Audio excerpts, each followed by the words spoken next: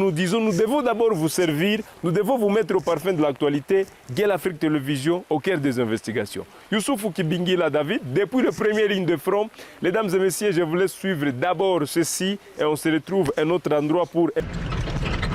Oyo nyonso bamboka armée ici ezui ndenge tozalaki koyebisa bino mabingama ekolo ekoleka na kati ya bamboka.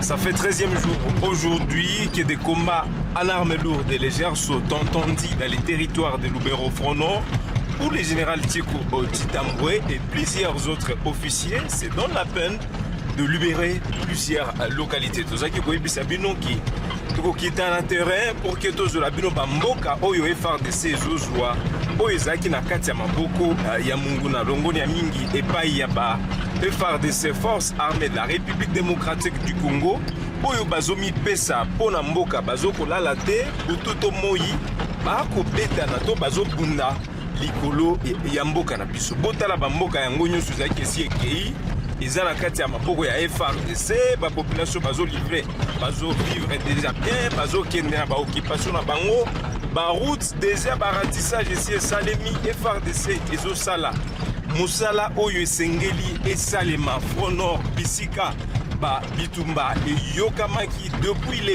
1er décembre 2024 tous des intenses combats en armes lourdes et légères sont entendus yango na ebisaki bino tokitaki sur terrain pour que tu rapportes bino ba vraies informations vérifiées bozota la bino moko ba zamba yango nguna yaki kozwa azu yango te ba FARDC ba bétier.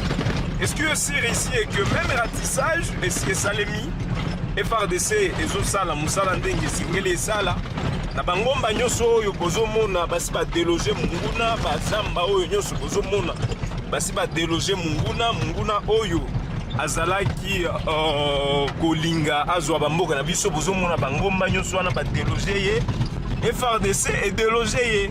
C'est lui qui commençait à attaquer la position de FARDC basali kaka oyo tozobenga na lopoto légitime défense bazosenga bino kaka félicitations encouragement na bino bopesaka bango bomba bango na kati ya mabondeli oyo bokosala mikolo nyonso na pona mboka na biso tokanisi biso tokokende liboso. Si nous nous donnons la peine de descendre sur le front pour voir bamboka oyo FARDC zozwa à combien plus forte raison bango oyo baza kotoyo bazo bunda pona mboka na biso. Voilà donc ba compatriotes nyonso bozolanda biso bolanda chaîne na biso. Depuis Poto, vous êtes aux États-Unis d'Amérique, vous êtes en France, vous êtes en Italie, vous êtes en Afrique, vous êtes partout, voire même à Kinshasa. Bakonzi bota la musala ba FARDC bazosala musala moko kitoko, bazoko mi pesa, bazola laté, bazo pesa nyoso. Donc ils donnent tout ce qu'ils peuvent, que ce soit l'énergie, la force, l'intelligence, le prière, tout pour que ba libérer bamboka na bino. Eza lukuta TV eza radio te. C'est une réalité où il toujours vivre sur le terrain, bozo mona bamboka sans cesse toujours continuer. Mais bamboka FARDC ezozwa. Vous voyez koto nyonso ban M23 bazaki basiba suit bamboka. Bangomba nyonso bozo mona kuna likolo. Mais ba FARDC basiba suit bamboka. C'est-à-dire ici désormais la population koleka baoyo bakokende bilanga baoyo bakozonga boba okende kelasi baoyo bakovoyager mutu na mutu akovake na baoccupation na ye bolobaka babariere ezalaka na nzela ba FARDC bazozwa mbongo ya batu barrière ata moko te tokotika kokanga nango te. C'est-à-dire évitons également barimere ya mabe pour salir réputation ya FARDC, pour salir image bozo mona bato bazo voyaké déjà ba civil bazo tambola ba civil bazo kenda ba moto na ba mituka na bango to evitaka ba information ya lukuta oyo ba information ezali ko salir réputation ya armée na biso o ba FARDC batiaka bazo piller bato bazo salini yango banzela tozo kenda totika iko kanga ta barrière moko te ba population bazo kende. Oh, ba FARDC bazo sala bo lukuta. D'ailleurs, ba FARDC oyo biso to kuti sur terrain, c'est une autre réalité puisque oyo bato bazo ko sera FARDC. Bango manyo swani. Bomoni ba population bazo vaquer déjà librement. dans moins de 10 jours, je vous dis vrai, je suis sur le terrain, la population va bandi ko vaquer na ba occupation là-bas. C'est-à-dire, espoir est là, boti la bango confiance, FRDC logo ya makasi. Déjà la population va bandi ko zonga, basi bazongi, bozo mona na ba image, ba population bazo zonga déjà, basi bazongi déjà na ba espace oyo M23 zaki na kati, FRDC ezoko rasire. FRDC ezosenga ka bino bopesa yango confiance, bopesa yango courage, bobondela pona yango. FRDC ezosenga belete.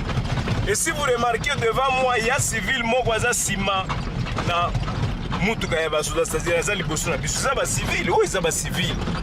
Ba civil bazo vaquer déjà librement na ba occupation na bango.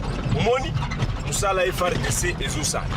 Nous sommes en train de nous diriger sur les premières lignes de front pour comprendre Oyo, Munguna Azul la perte. Ba FRDC, Balongi. Ba FRDC, Bazouaki Makoki, ya ko libérer Bamboka Nyoso. Bande ko bozo na biso partout que vous soyez à Goma, Lubumbashi, Isiro, un peu partout bisika bozali, bozana Kinshasa, Bakonzi Bomona.